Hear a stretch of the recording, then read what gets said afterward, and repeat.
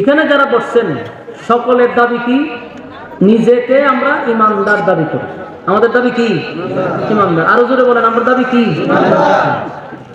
এই প্যান্ডেলের একটা মানুষ কি নিজের বেঈমান দাবি করবে? করবে না। প্যান্ডেলের বাহিরে যারা বয়ান শুনতেছে এরাও কি নিজের বেঈমান দাবি করবে? আমি বক্তারও দাবি নিজে ইমানদার, আপনারারও দাবি ইমানদার, ঠিক না? আল্লাহ কি বলছে? ইমান আনতে হবে। দেখেন তো আশেপাশে কোথাও কয়েল ধরাইছে না? কয়েল ধরাইছে আশেপাশে? অবশ্যই কোনো কয়েল ধরেছে। হ্যাঁ, এই কয়েল ধরেছে নিচে সরান, এটা সরান। আশেপাশে কোনো কয়েল থাকতে পারবে না। আল্লাহর রাস্তায় অবস্থা খারাপ। নিবা না মেঘটা পেটা সরান, এটা সরান।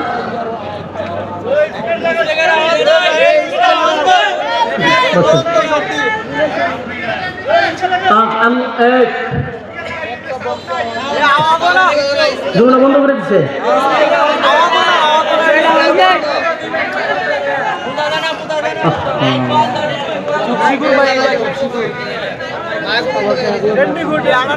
ভাই সাউন্ড দেন, সাউন্ড দেন, সাউন্ড দেন। প্যান্ডেলের সাউন্ড দেন, বক্সে সাউন্ড দেন। প্যান্ডেলটা অন্তত কে চালু রাখেন।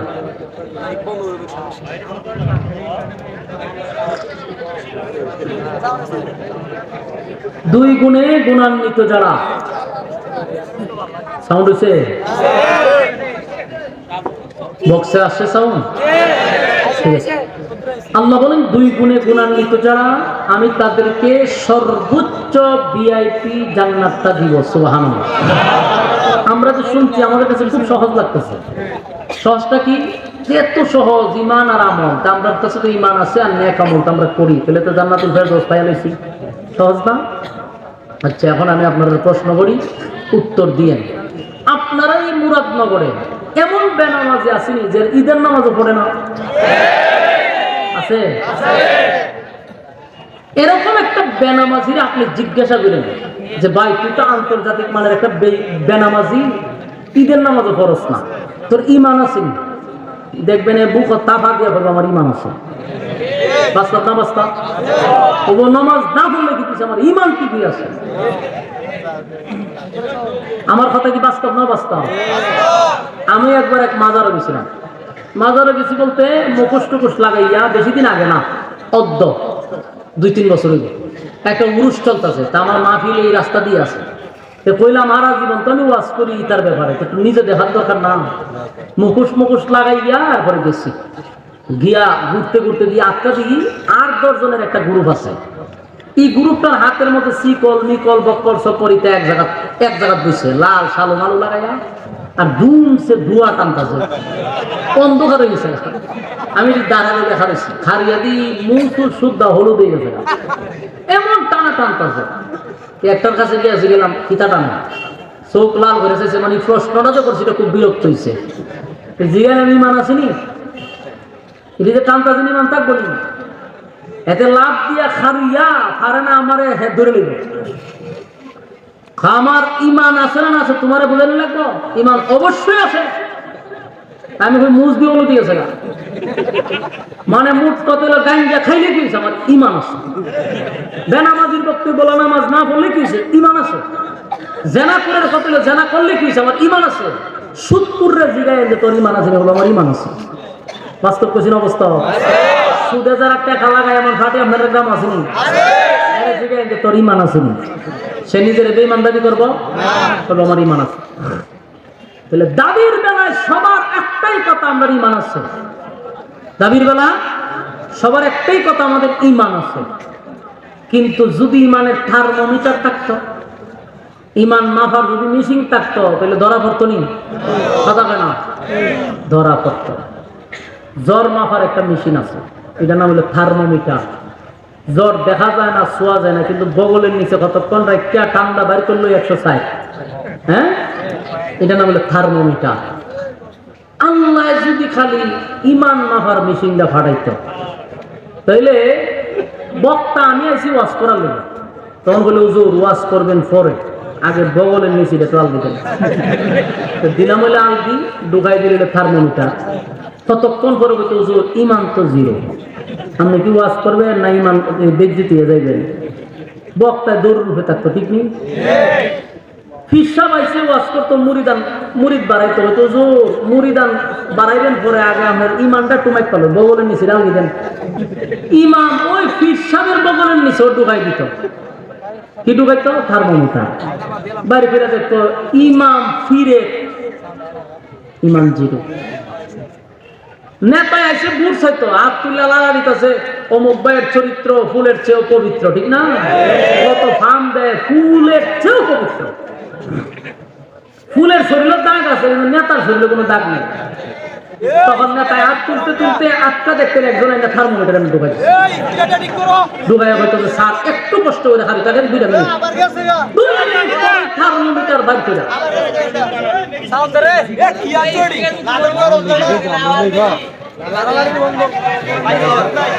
ওয়াজ করতে মাইছি সাথে সার্কাস করতে মাইছি। বাইরে আল্লাহ রস্তে সাউন্ডটা ঠিক করেন, সাউন্ডটা ঠিক করেন।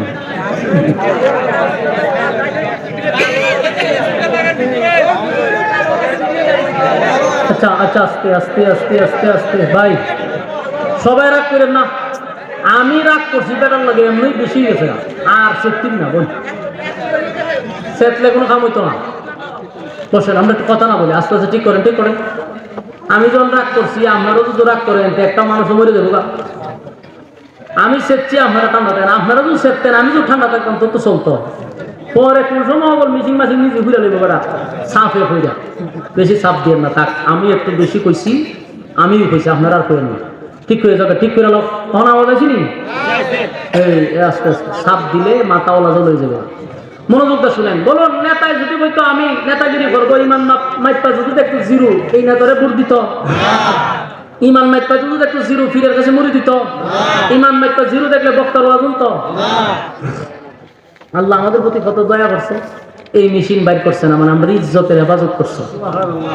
যদি আমরা আকাম প্রকাশ করতো আল্লাহ, তাইলে আমরা বাপ হইয়া সন্তানের সামনে মুখ দেখাইতে পারতাম না, স্ত্রী স্বামীর সামনে মুখ দেখাইতে পারতো না, স্বামী তার স্ত্রীর সামনে দাঁড়াইতে পারতো না, নেতা তার সমাজের মানুষের সামনে দাঁড়াইতে পারতো না। আল্লাহ আমাদের কত ইজ্জত আর সম্মান, আমাদেরকে স্নেহের চাদর দিয়ে আল্লাহ ঘিরে রাখছে। এটাতে আল্লাহ বুঝাইলো, বান্দা নিজে নিজে শুধরায়া যা, নিজে নিজে শুধরায়া যা, আমি প্রকাশ করি না। তবে তোরা ইমানদার দাবি করছ, ইমানদার দাবি করলে চলবে না, ইমান আনতে হবে ওই মানুষদের মতো। ওই মানুষ কারা? আল্লাহ কোরআনে বলেন, আমিনু কামা আমানান নাস, আমিনু কামা আমানান নাস, ওই মানুষদের মতো ইমান আনো যারা ইমান আনছে, ইমানের পরীক্ষা দিছে।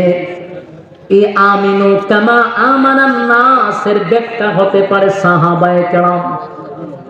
সাহাবায়ে কেরামদেরকে রব্বে কারীম বুঝাইছেন আমিনু কামা আমানান নাস, কারণ তারা ইমানের পরীক্ষা দিয়া উত্তীর্ণ হয়েছে, দুনিয়ায় থাকতেই জান্নাতের সার্টিফিকেট পাইছে। সুবহানাল্লাহ। আমার যুবক ভাইরা, শুধু নিজের ইমানদার দাবি করি, শুধু ইমানদার দাবি করি, নিজের ইমানদার দাবি করলেই হবে না। আমার মালিক কিন্তু দুনিয়ায় থার্মোমিটার না পাঠাইলেও মালিকের কাছে থার্মোমিটার আছে না নাই? আল্লাহ বলেন, আমিনু কামা আমানান নাস, আমিনু কামা আমানান নাস, ওই মানুষদের মতো ঈমান আনো যারা ঈমানের পরীক্ষা দিছে। সাহাবায়ে কেরাম ঈমানের পরীক্ষায় উত্তীর্ণ হইছে, এমনকি আমার আল্লাহ তাদের প্রতি এমন খুশি হইছে রে, দুনিয়ায় থাকতেই তাদেরকে ঘোষণা দিছে, তুমি জান্নাতি, তুমি জান্নাতি, তুমি জান্নাতি। সুবহান। আমিনু কামা আমানান নাস এর ব্যাখ্যা আব্দুল্লাহ বিন তামের হতে পারে। আমিনু কামা আমানান নাস এর ব্যাখ্যা ফেরাউনের বউ আসিয়া হতে পারে। আমিনু কামা আমানান নাস ফেরাউনের ঘরের দাসীও হতে পারে, কারণ সবাই ঈমানের পরীক্ষায় উত্তীর্ণ। আমরা নিজেরা নিজেরা ঈমানদার দাবি করি গো, ঈমানদার দাবি করি, কিন্তু আল্লাহ বলেন যারা ঈমানদার তাদের উপরে পরীক্ষা হবে। বলুন কি হবে? এই যুবক ভাইরা, ঈমানের পরীক্ষা আসবে, ঈমানের পরীক্ষা আসবে, এতে কোনো সন্দেহ নাই। আমাদের উপরে মুসিবত আসে না, কারণ বুঝতে হবে আমরা ক্লাসের ছাত্র না, আমার কথার মর্ম কি বুঝছেন? বুঝেন নাই। আবারও বলছি, পরীক্ষা কাদের হয়? যারা ক্লাসের ছাত্র। কথা হয় না? যে ক্লাসের ছাত্র তার পরীক্ষা নেয়। আমরা যে নিজেরা ইমানদার দাবি করি আল্লাহর আদালতে, আমরা সেই ক্লাসের ছাত্রই না, এজন্য আমাদের পরীক্ষা আসে না। ইমানদারের উপরে যুগের পর যুগ পরীক্ষা আসছে এবং ইমানের পরীক্ষায় তারা ফার্স্ট ডিভিশনে পাস করছে। আর আমাদের উপরে কেন পরীক্ষা আসবে? আমরা তো ক্লাসের ছাত্রই না, কারণ 5 টাকার রং স্যার কাছে আমাদের ইমান বিক্রি হয়। একটা চা খাওয়ার ইমান কিনা যায়? এই জাতিরে কি সাবক দিয়া বাইরানির দরকার আছে? আগুন দিয়া পুরানোর দরকার আছে? বুকে পাথর রাখার দরকার আছে? না না, 5 টাকার রং স্যার কাছে যার ইমান বিক্রি হয় তারে পরীক্ষা নেওয়ার দরকার নাই, সে তো ক্লাসের ছাত্রই না। আমার যুবক ভাইরা, যারা পরীক্ষায় পাস করবে কানাত লাহুম জান্নাতুল ফিরদাউসি নুজুলা, তাদের জন্য জান্নাতুল ফিরদাউস। তাই পরীক্ষা নিবে রে, পরীক্ষা দিতে হবে, ইমানের পরীক্ষা, ইমানের পরীক্ষা। আমার যুবক ভাইরা, আমিনু কামা আমানান নাস, ওই মানুষদের মতো ঈমান আনো যারা ঈমানের পরীক্ষা দিছে। সাহাবায়ে কেরামদের বুকের উপরে পাথর রাখছে, জিহ্বার মধ্যে পেরাক মারছে আল্লাহ আল্লাহ বলার অপরাধে। কেন আল্লাহ আল্লাহ বলল? এই জন্য তাদের জিহ্বা টান দিয়া পেরাক মারছে, কিন্তু একটা মুহূর্তের জন্য মালিকের নাম ডাকা বন্ধ করে নাই। কত সাহাবীদেরকে গাছের সঙ্গে বেঁধে মার সামনে সন্তানকে উলঙ্গ করে মারছে, সন্তানের সামনে মারে, লজ্জাস্থানে বর্ষা মারছে, এরপরও ঈমান দেয় নাই, জীবন দিয়া দিছে, ঈমান দেয় নাই, ঈমান দেয় নাই। এই জন্য আল্লাহ বলেন আমিনু কামা আমানান নাস, ওই মানুষদের মতো ঈমান আনো। ওই মানুষ কারারে, তারাই তো সাহাবায়ে কেরাম। আমার যুবক ভাইরা, সাহাবীদের ঈমান, এই জন্য বেশি বেশি বেশি করে সাহাবায়ে কেরামদের জীবনী পড়বেন, তাহলে ঈমানের জজবা বাড়বে, ঈমান শক্তিশালী হবে। সাহাবায়ে কেরাম জীবন দিয়া দিছে, সব দিতে প্রস্তুত, কিন্তু ঈমান দিতে প্রস্তুত না। রোম রাজ্য তৎকালীন সময় ভারত মহাদেশের চেয়ে বড় ছিল। ভারত একটা মহাদেশ, যত বড় রোম রাজ্যটা ঠিক অত বড় ছিল। রোমের বাদশাহ, তার সবচেয়ে বেশি পাওয়ার ছিল। আমেরিকার যেমন পাওয়ার, তৎকালীন সময়ে রোম বাদশাহ যিনি, তার সৈন্যবাহিনী বেশি, তার অস্ত্র বেশি, তার আয়তন বেশি, তাই তার পাওয়ার বেশি।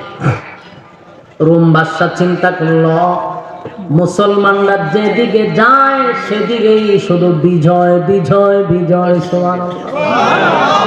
মুসলমানরা যেদিকে যায় সেদিকে শুধু ইসলামের বিজয়ের পতাকা, বিজয়ের পতাকা উঠতেছে। ঘটনা কি? তাদের অস্ত্র কম, তাদের বাহিনী কম, অস্ত্র কম, বাহিনী কম। অস্ত্র কম, বাহিনী কম থাকার পরেও তারা যেদিকে যায় ওই দেশেই বিজয়ের পতাকা টাঙায়া দেয়। আশ্চর্য হয়ে গেছে রোমের বাদশাহ, কোনোভাবেই মুসলমানদের সঙ্গে পারা যায় না রে। ঘটনা কি? ওই রোমের বাদশাহ চিন্তা করে, গবেষণা করে যেটা পাইল, এটা হলো মুসলমানরা অস্ত্রের বলে যুদ্ধ করে না গো। মুসলমানরা অস্ত্রের বলে যুদ্ধ করে না, বাহিনীর বলে যুদ্ধ করে না। তাহলে কিসের মাধ্যমে যুদ্ধ করে? মুসলমানরা যে যুদ্ধ করে এটা হলো ঈমানের শক্তিতে। সুবহানাল্লাহ। বদরের যুদ্ধের ইতিহাস আপনারা জানেন।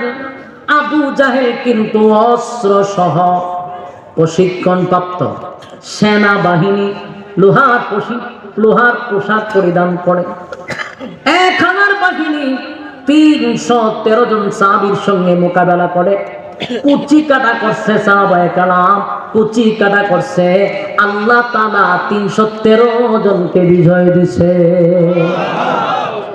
এদের অস্ত্রের কোনো শক্তি ছিল না, শরীরের কোনো শক্তি ছিল না, কারণ বদরের ইতিহাস পড়ছি রে। বদরের যুদ্ধে যারা অংশগ্রহণ করছে তাদের শরীরে কাপড় ছিল না, যুদ্ধের পোশাক ছিল না, অস্ত্র ছিল না, পেটে খাবার ছিল না, খেজুরের ডাল লইয়া নামছে, শরীরে কাপড় নাই, পেটে খাবার নাই, এরপর যুদ্ধে লাইন আল্লাহ বিজয় দিছে। যেদিকে যায় নবীর আমলে ও নবী 27টা যুদ্ধে অংশগ্রহণ করছে আল্লাহ নবী নিজে। যেদিকে পাঠাইছে সে দেশটাকেই বিজয় করছে। এরপর আসলো আবু বকরের শাসন আমল। আবু বকরের শাসন আমলেও বহু দেশ বিজয় করছে। আবু বকর দুনিয়ার থেকে বিদায় হয়ে গেল। খলিফাতুল মুসলিমিন হযরত উমর যখন খেলাফতে আসলো, তখন যেদিকে যায় সেদিকে খালি মুসলমানদের বিজয়, মুসলমানদের বিজয়, মুসলমানদের বিজয়।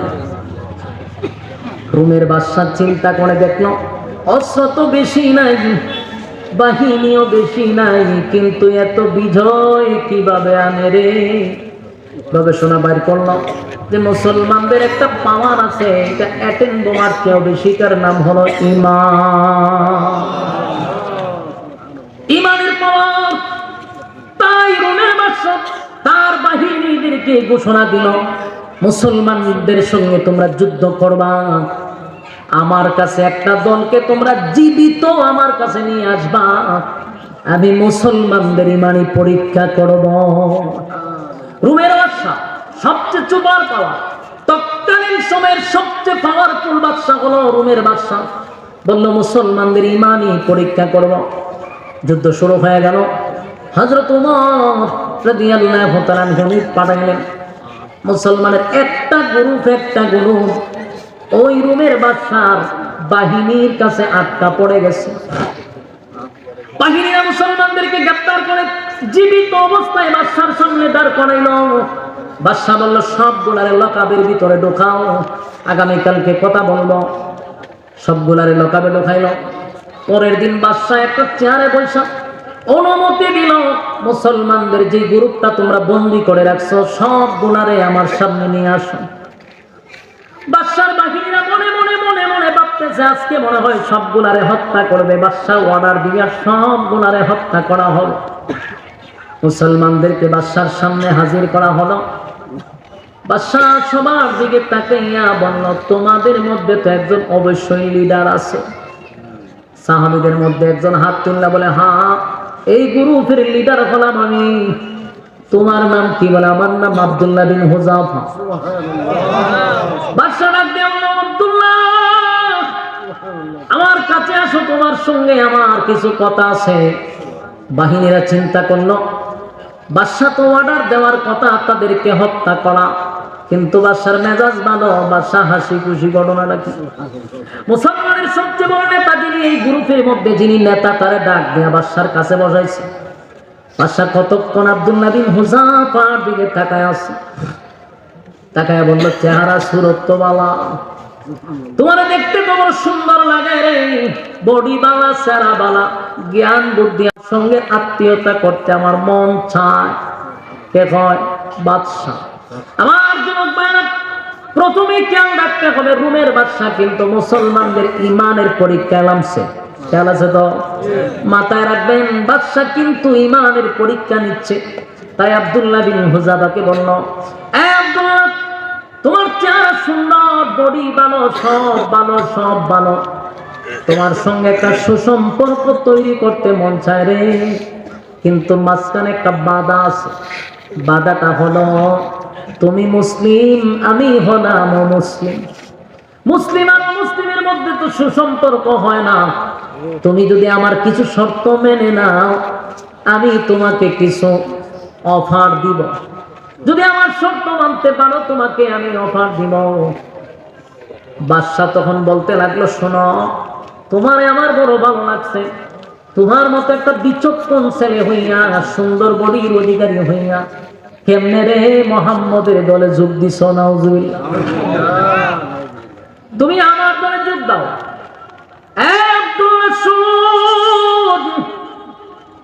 এই রাজ্যের বাদশা হলাম আমি।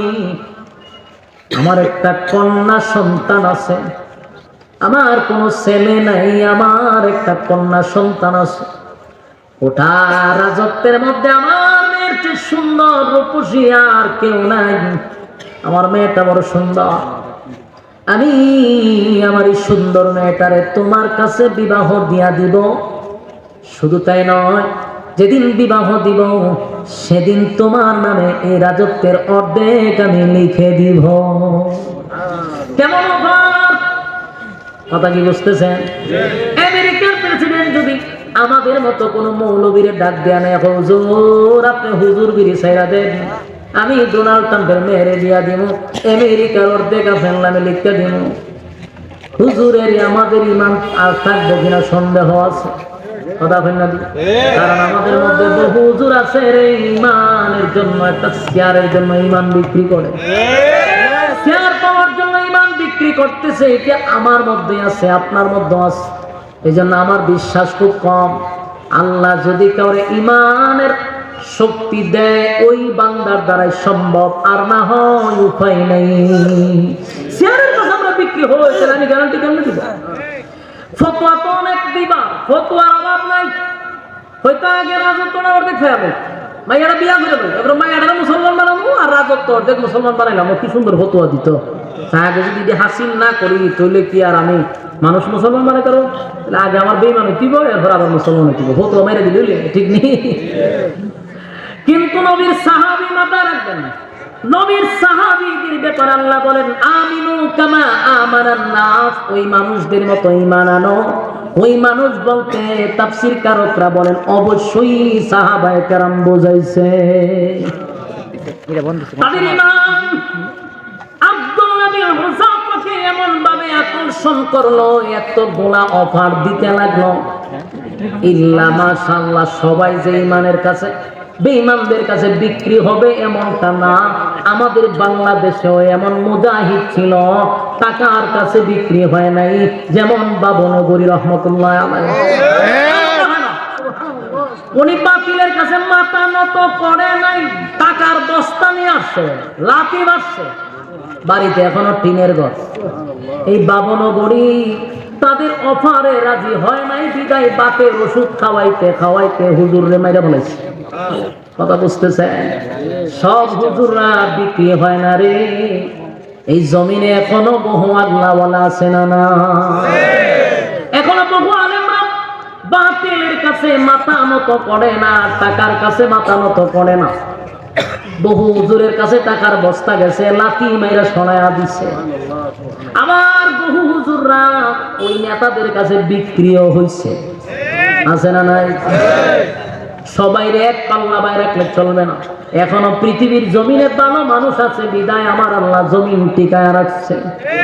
ভালো মানুষ যদি না থাকতো, কসম খোদার এই জমিন থাকতো না, ইসরাফিলের সিংহায় দিয়া ধ্বংস করে দিত।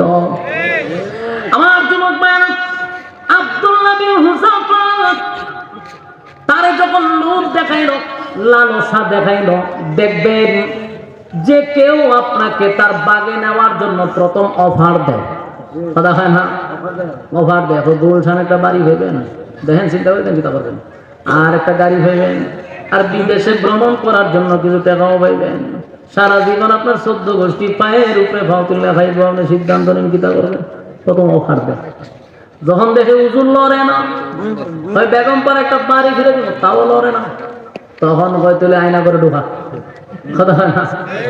অফারে যখন রাজি হয় না, লুবে যখন পড়ে না, তখন কয় আয়না করে ঢোকা। নাটক বানা, জঙ্গির নাটক বানায় তার আয়না করে ঢোকায় দেয়, কেন আমাদের অফারে রাজি হইল না, উজুর কেন বিক্রি হইল না, তাই আয়না করে ঢোকা। আব্দুল্লাহ বিন হুযাফারে অফার দিছে, আমার মেয়ের বিবাহ দিব, 1 নাম্বার অফার। 2 নাম্বার হলো রুমের রাজত্ব অর্ধেক তোমার নামে আমি লিখে দিব।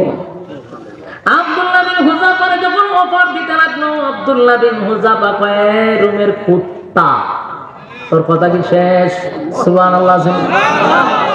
রুমের বাচ্চা মানে মনে করেন এখনকার আমেরিকার সেই ডোনাল্ড ট্রাম্প আনা পাবে, তার যে পাওয়ার আছে এর থেকে বেশি পাওয়ার ছিল তৎকালীন সময় রুমের বাদশা।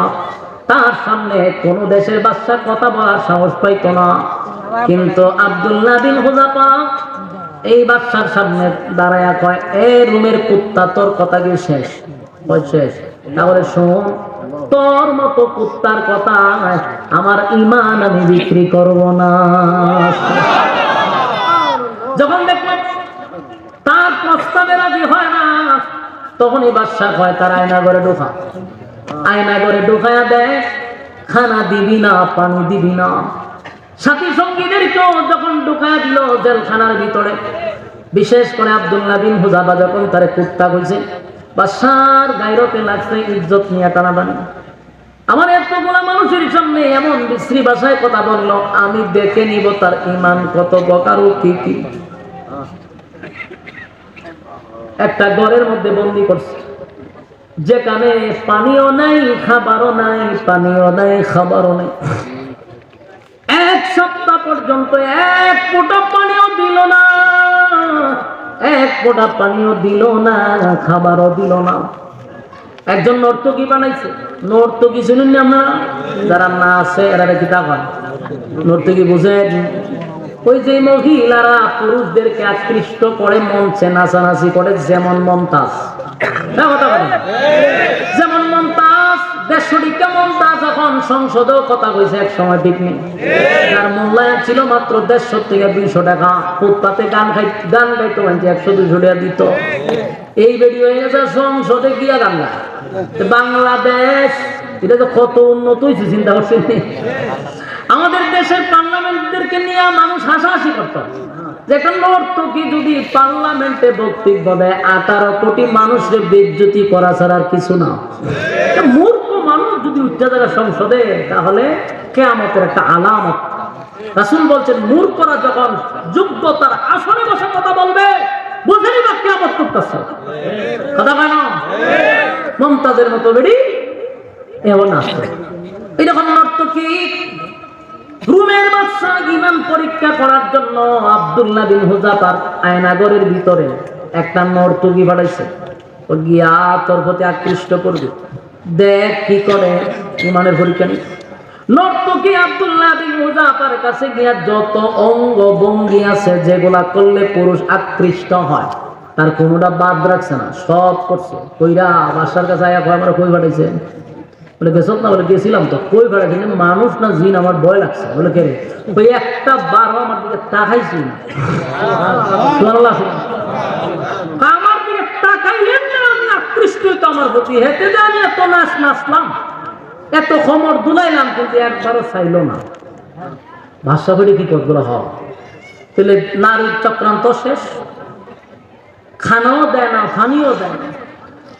এক সপ্তাহ পর্যন্ত খানা নাই, পানি নাই, পানি নাই, খানা নাই। আব্দুল্লাহ বিন হুযাফা মাটির সাথে একেবারে মিশে যাচ্ছে, কথা বলতে পারে না, শরীরে কোনো শক্তি নাই, এটা বসতেও পারে না রে। একজন ডাক্তার গিয়ে ঢুকছে, দেখে পরীক্ষা কইরা বাদশার কাছে এসে কয়, হুজুর এই মুহূর্তে যদি লোকটারে খাবার না দেন মারা যাবে। বাদশা কয়, মারা তো যেতে দিব না। খাবার দিছে, একটা প্লেটের মধ্যে শুকরের মাংস আর পানির বদলে মদ। বলুন দুটোটা পাক না না পাক? না পাক। শুকরের মাংস আর হইল মদ নিয়া যখন ঢুকছে আর বলছে খাবার দিবার সময় বলবা যেটা মাঝে মদ আর এটার মাঝে শুকরের মাংস। আব্দুল্লাহ বিন হুযাফার কাছে খাবার হইয়া গেল, গিয়া কইল নাও খানা খাও, এটার মধ্যে শুকরের মাংস, এটা মদ। আব্দুল্লাহ শারীরিক দুর্বলতা আছে রে, কারণ 6 দিন ধরে খানা নাই, পানি নাই, উঠতে পারে না, বসতেও পারে না, ভালো করে কথাও বলতে পারে না। এটাই তো স্বাভাবিক, কারণ তার দুর্বলতা শারীরিক, না খাওয়ার কারণে, ঠিক নেই? কিন্তু আমার জবাব দেন, আব্দুল্লাহর ভিতরে কি ঈমানের কোনো দুর্বলতা আছে? না, ঈমানের কোনো দুর্বলতা নেই। আব্দুল্লাহর সামনে যখন বলা হয়েছে এটা শুকরের মাংস আর এটা হলো মদ, আব্দুল্লাহ চোখ রাঙ্গায়া বলে, এগুলা নিবি না লাথি মেরে ফেলায়া দিব? জোরে জোরে কোন সুবহান। ডাক্তার আশ্চর্য হয়ে গেছে, 6 দিন ধরে খাবার নাই, পানি নাই, সে তো কথা বলারই কথা না, কিন্তু সে রাগ করে হয় লাথি মেরে ফেলায় দিব। দেয়া হয় বাদশাহ, এটা এমন লোক শরীরে শক্তি নাই, ওইটা দাঁড়াইতে পারে না, বসতে পারে না, কিন্তু এই নাপাক খাবারের কথা বলার সাথে সাথে লাথি মেরে ফেলায়া দিব। বাদশা কয়, সব গুলারে আমার কাছে দইরা নিয়ে আয়। এবার বাদশার সামনে যখন সব গোলারে আবার নিয়ে আসছে, আব্দুল্লাহ বিন হুযাফা হাঁটতে পারে না, দাঁড়াইতে পারে না। দুইজন মানুষের কাঁধে বর করে আব্দুল্লাহকে নিয়ে আসলো। বাদশার সামনে দুইজন মানুষের কাঁধে ক্লান্ত শরীর নিয়ে দাঁড়ায় আছে। বাদশা কতক্ষণ তাকায়া দেখে পেটে আর পিড়ে লেগে গেছে রে, শরীরের মধ্যে কিচ্ছু নাই, কঙ্কাল হয়ে গেছে। বাদশা ডাক দিয়ে বলে, আব্দুল্লাহ, এত বড় একটা অফার দিলাম রে, মানলি না। এবার তোর সামনে তোর সাথী সঙ্গীদেরকে আমি দরে আগুনে জ্বালাবো, পোড়াবো, তোরেও আগুনে জ্বালাবো, পোড়াবো। এখনো সময় আছে, আমার অফার তুই মাইনা নে। আব্দুল্লাহ কথা বলতে পারে না। এরপরেও ডাক দেয়া হয়, এ রুমের বাদশা কুত্তা, ভালো করে শুন, আমরা একে একে আল্লাহর জন্য জীবন দিব, কিন্তু তোর মতো কুকুরের কাছে ঈমান দিব না।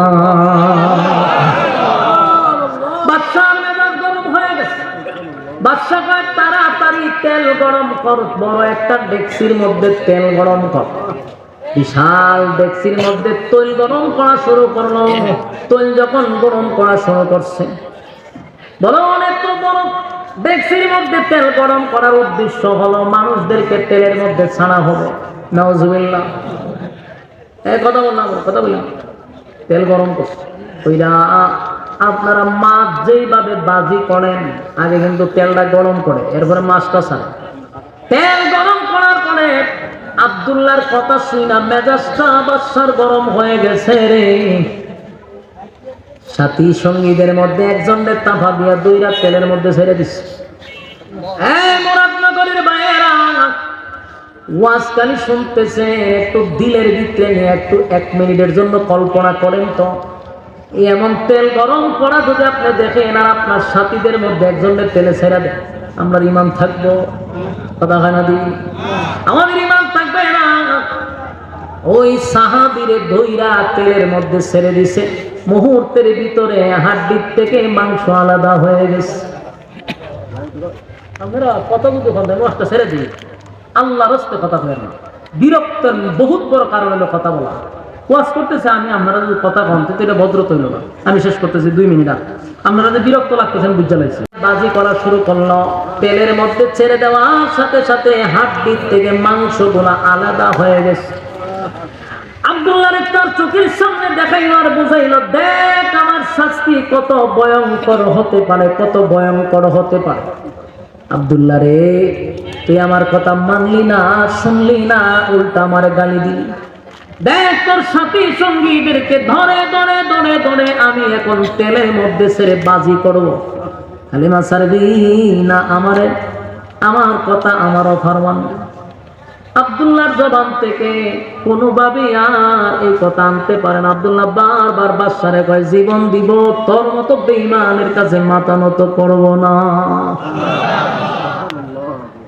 বাদশা তো অবাক হয়ে গেছে, ঘটনা এত কিছু করলাম কিন্তু ঈমান থেকে চিস্পা করতে পারলাম না।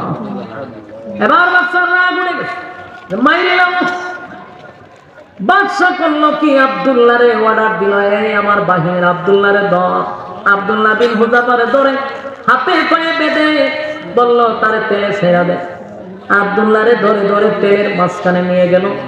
তেলে ছেড়ে দিবে এমন সময় আব্দুল্লাহর চোখ দিয়ে পানি পড়ে। আব্দুল্লাহ কান্দে। রুমের বাদশা ডাক দিয়া কয়, শব্দ তারে তেলে ফালাইবি না, আমার কিছু কথা আছে। বাদশা একটা দৌড় মাইরা আব্দুল্লাহর কাছে গিয়া কয়, আব্দুল্লাহ রে, আমি জানি মৃত্যুর ভয় সবার ভিতরে আছে, তুমি আমার কথাটা মাইনা লাইলি তো হইতো, কেন কাপুরুষের মতো তুমি কান্দ মরণের ভয়ে? আব্দুল্লাহ, আমি না তোমারে বললাম আমার মেয়ে বিবাহ দিব, রাজত্বের অর্ধেক দিব, এখন কাপুরুষের মতো মরণের ভয়ে তুমি চোখ দিয়া পানি ছাড়ো, এখনো সময় আছে। আব্দুল্লাহ বাদশার দিকে তাকাইয়া বলেন, এই রোমের কুত্তা, আবারও বলছি আমি মরণের ভয়ে কান্দি না, মরণের ভয়ে কান্দি না।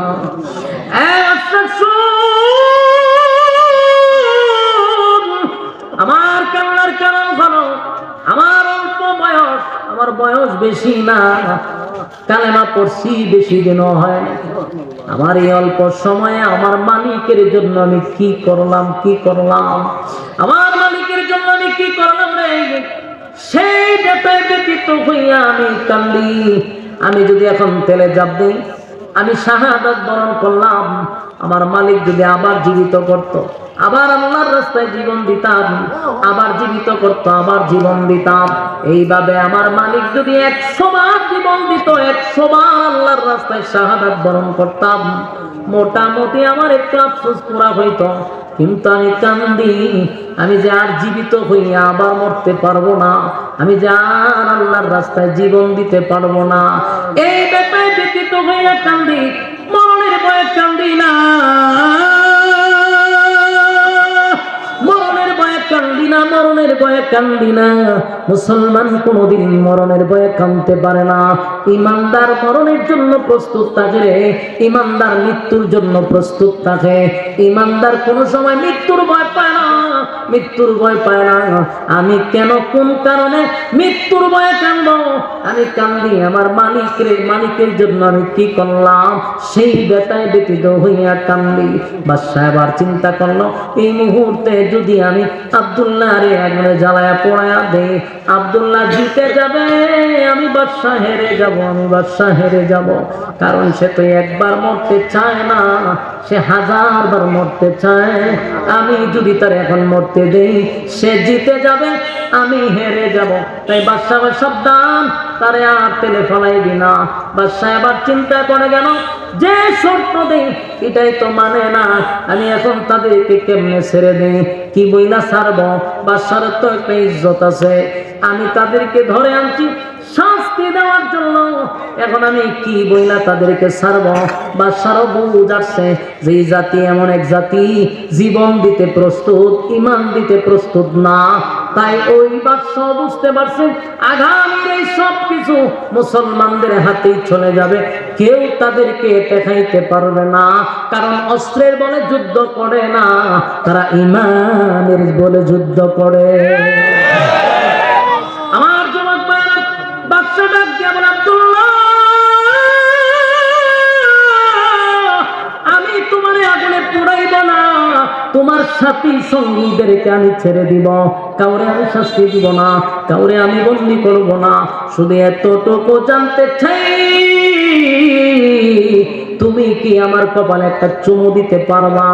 আমার কপালে যদি একটা চুমা দাও, আমি ওয়াদা দিলাম তোমার যত সাথী আছে, সঙ্গী আছে, সবগুলারে আমি জেল থেকে বাহির করে দিব, আমি নিরাপদে তোমাদের এলাকায় পৌঁছায় দিব।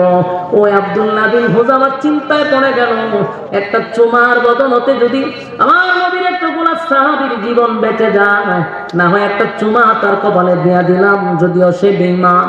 আব্দুল্লাহ বিন হুযামা ওই বাচ্চার কপালে চুমা দিয়া নবীর এতগুলা সাহাবীদেরকে জেলখানা থেকে মুক্তি করে দিল। আর বাদশা চিন্তায় পড়ে গেল, গোটা পৃথিবীতে যেখানে যায় মুসলমানের বিজয়, মুসলমানের বিজয় এর একটা নাম্বার কারণ হলো তাদের ইমানের পাওয়ার, ইমানের পাওয়ার, ইমানের পাওয়ার। তারা যুদ্ধে যায় অস্ত্রের বলে না। যেমন নবীর একজন সাহাবী খালিদ বিন ওয়ালিদ, এই একজন সাহাবী এমন মারাত্মক ছিল, তার ইমানের এত পাওয়ার ছিল, এত পাওয়ার ছিল, 60,000 সোলজার, মানে 60,000 বাহিনী, কয় হাজার, 60,000 বাহিনীর সঙ্গে যখন আবু উবাইদা ইবনুল জাররাহ নামক একজন সাহাবী, আবু উবাইদা ইবনুল জাররাহ, উনি ছিলেন সেনাপতি, আর সেনাপতি বানাইয়া ওই টিমের মধ্যে ঢুকাইয়া দিছে খালিদ বিন ওয়ালিদ। তারা গেছে যুদ্ধ করার জন্য, এক জায়গায় নামাজে দাঁড়াইছে, ইমামতিতে ছিলেন আবু উবাইদা ইবনুল জাররাহ। সালাম ফিরাইয়া তাকায়া দেখে পিছনে শত্রু বাহিনী দাঁড়ায় আছে, অস্ত্র সহ সাহাবীদেরকে ঘেরাও করে। তাকায়া দেখে একজন দুইজন নয়, 60,000 বাহিনী তাদের পিছনে দাঁড়ায় আছে। অস্ত্রটা নিয়া আবু উবাইদা ইবনুল জাররাহর সামনে দাঁড়ায়া বেঈমানরা কয়, এই মুসলমানরা, এখন তোমাদের অবস্থা কি হবে? কোন দিকে তোমরা পালাইবা? পালাইবার রাস্তা তো পাইবা না। টিটকারি মস্কারি করতে লাগলো। কারণ তখন নামাজে ছিল মাত্র 60 জন, মাত্র 60 জন দাঁড়ায় ছিল নামাজে, আর পিছনে ছিল 60,000 বেঈমান। আর মুসলমানরা মাত্র 60 জন দাঁড়াইয়া নামাজ পড়তেছিল। আবু উবাইদা ইবনুল জাররাহকে টিটকারি মস্কারি করে যখন বক্তব্য দেওয়া শুরু করলো, আবু উবাইদা ইবনুল জাররাহ পিছনের দিকে তাকাইয়া নবীর সাহাবীদেরকে উদ্দেশ্য করে বলে, কে পারবা এই 60,000-কে একটা দৌড়ানি দিতা? একজন সাহাবী হাত তুলতে, আমি পারবো। আবু উবাইদা ইবনুল জাররাহ বলেন, বসো। আরেকজন দাঁড়ায় বলে, হুজুর আমি পারবো। আবু উবাইদা ইবনুল জাররাহ, তুমি বসো। তৃতীয় নাম্বার একজন হাত তুলছে, আবু উবাইদা ইবনুল জাররাহ, তুমিও বসো। চতুর্থ সময়ে একজন হাত বাড়াইছে বলে, আবু উবাইদা ইবনুল জাররাহ বলে, আমি এতক্ষণ ধরে ভাবছিলাম আপনি কেন হাত তুলতেছেন না, আপনার অপেক্ষায় ছিলাম। যিনি চতুর্থ নম্বরে হাত তুলছেন উনি খালিদ বিন ওয়ালিদ। সুবহানাল্লাহ। আবু উবাইদা ইবনুল জাররাহ বলেন, আপনি কি 60,000-এর দৌড়ানি দিতে পারবেন? বলে, অবশ্যই আমি 60,000-এর দৌড়াবো। আবু উবাইদা ইবনুল জাররাহ বলেন, আপনি তো গায়ের জোরে বলছেন, আমার লজিক দেন, কিসের ভিত্তিতে আপনি 60,000-এর সঙ্গে যুদ্ধ করবেন? কিসের বলে, কিসের পাওয়ারে আমারে বুঝান। আবু উবাইদা ইবনুল জাররাহর সঙ্গে ওই সাহাবী খালিদ বিন ওয়ালিদ বলেন, আমি আমার নবীর একটা কথা শুনছি, আল্লাহর নবী বলছেন, যারা বেঈমান, যাদের ঈমান নাই তারা মুর্দা। বলেন, যারা ঈমান নাই তারা কি? যারা ঈমান নাই, যাদের ঈমান নাই তারা মুর্দা, যাদের ঈমান আছে এরা জিন্দা। ভাই আমার দিলে সাক্ষী দেয়, মুর্দা যদি কয়েক লক্ষ থাকে, আমি খালিদ বিন ওয়ালিদ তো একা জিন্দা। আমি যেহেতু জিন্দা, 5 লক্ষ যদি 10 লক্ষ যদি মুর্দা বেঈমান থাকে, আমার কোনো অসুবিধা নাই। জোরে জোরে কোন সুবহানাল্লাহ। আরেকটা আয়াত বলছেন, ওয়ালা তাহিনু ওয়ালা তাহজানু ওয়া আনতুমুল আ'লাউনা ইন কুনতুম মুমিনিন।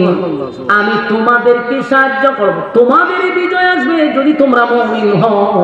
তাহলে আমি মুমিন, আল্লাহ আমাদের সঙ্গে আছে। জোরে জোরে কোন সুবহানাল্লাহ।